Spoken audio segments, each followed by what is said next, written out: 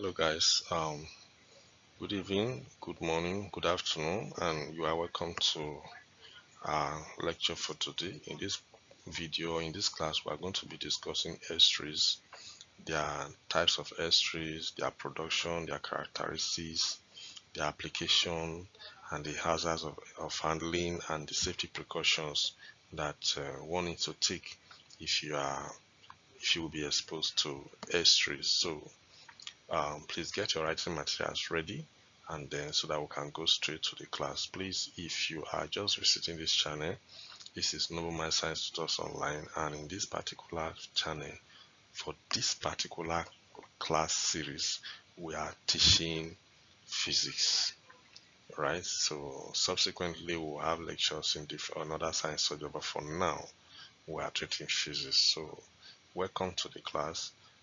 Click on the subscribe button, click on the notification bell so that whenever we upload a new video, YouTube will notify you, right?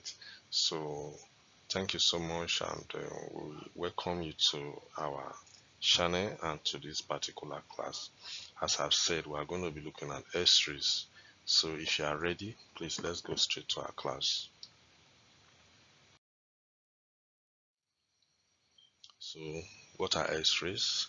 S-trees are produced when thermally generated electrons from a hot filament are accelerated through a high voltage and focused onto a tungsten target. Okay, so this is a diagrammatic representation of an S-ray tube and how S-rays are produced. Okay, so this is a cathode, this is a copper anode, and then this is a cathode where the electrons are generated. Okay, so when heat is applied to this tungsten filament, electrons are released, just like what we discussed in photoelectric effects. So when this tungsten filament is heated, electrons are produced here, and these electrons are accelerated through a high voltage that is focused onto this tungsten target. It is when this electron hit this tungsten target that S-rays are now produced. Okay, so this is a diagrammatic representation of an S-ray tube and then how S-rays are produced.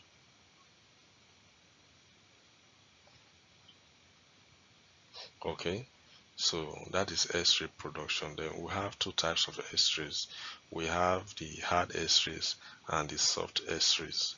So the hard S-rays has high penetrating power, and they have a short wavelength, while the soft S-rays, they have low penetrating power and they have a low wavelength. So these are the two types of S-rays, and that is their characteristics. But beside that, what are the other characteristics of S-rays generally?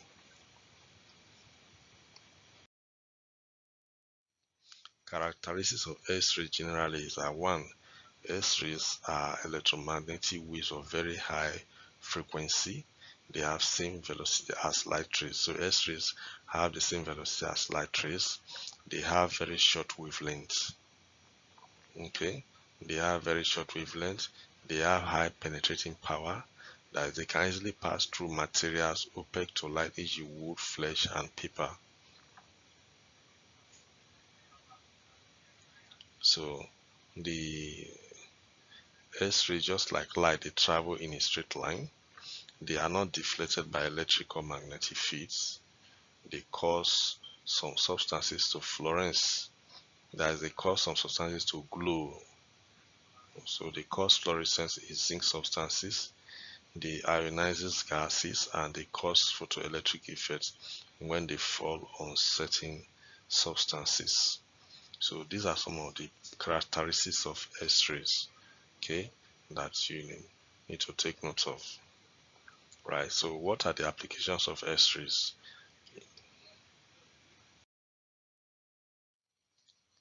X-rays are used in examining the body to locate broken bones or hidden metallic objects like bullets or pins swallowed by child.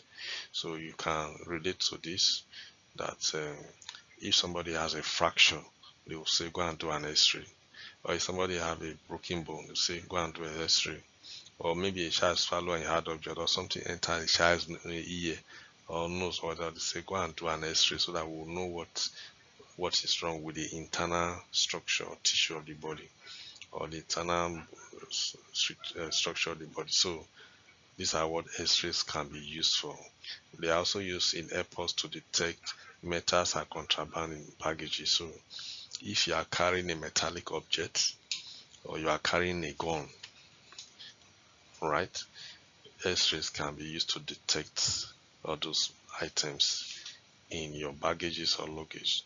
They are used industrially to detect cracks in metal and welded joints. So also yes, when metals are welded together, they carry out what is called radiography.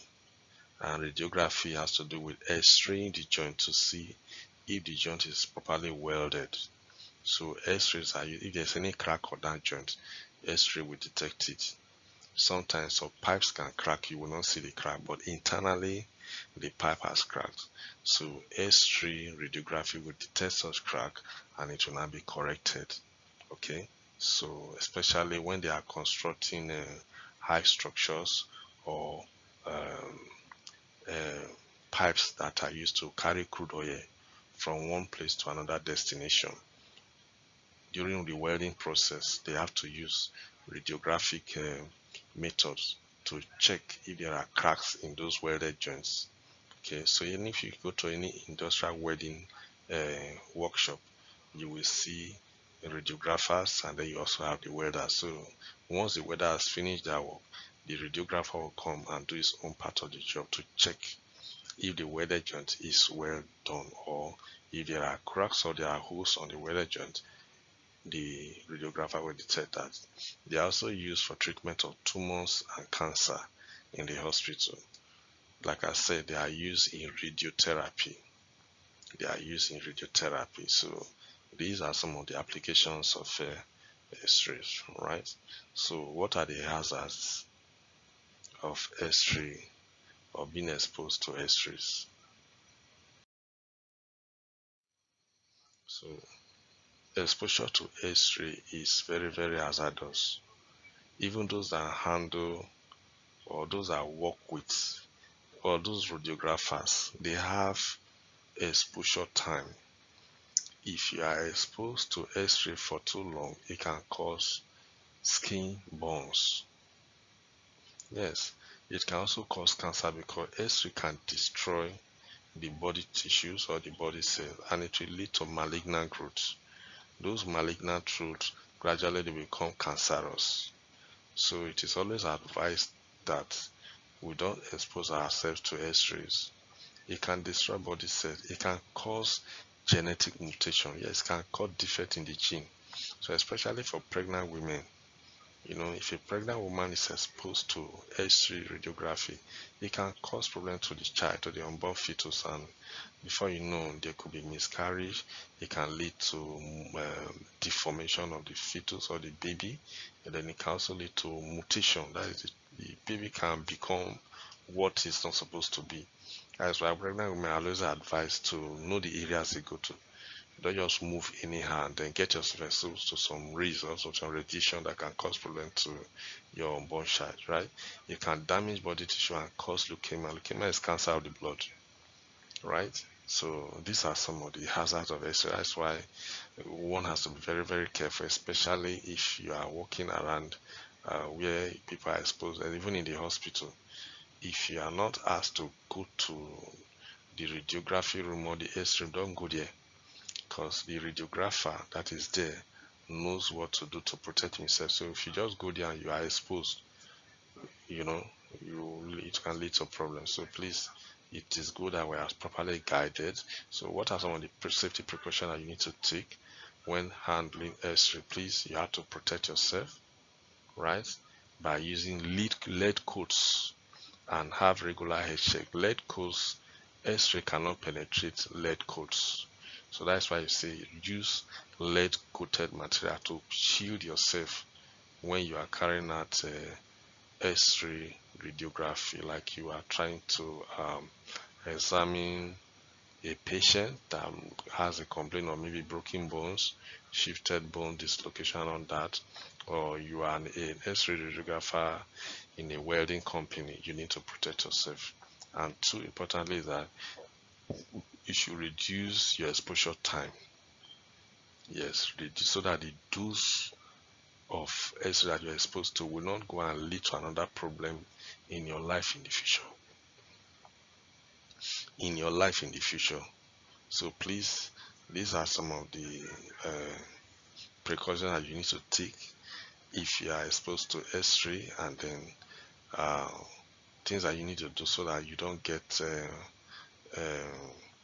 head injury from exposure to X-ray. So this is all about X-rays and types of X-ray, characteristics of X-ray, application, and then safety precautions in handling X-rays. So thanks, guys. This is how we are going to conclude this part of the lecture, and thank you so much for your time. Right. So please, if you have not subscribed to this channel, please subscribe, give us a like, give us a positive comment, positive thumbs, give us a thumbs up, invite your friends, help us to share this video in your different social media platforms, and reach out to us through the WhatsApp number that is showing right on your screen. So I remain Otubo Michael, and this is No Mind Science Tutors Online. Thank you for watching, and thank you for being with us. God bless you.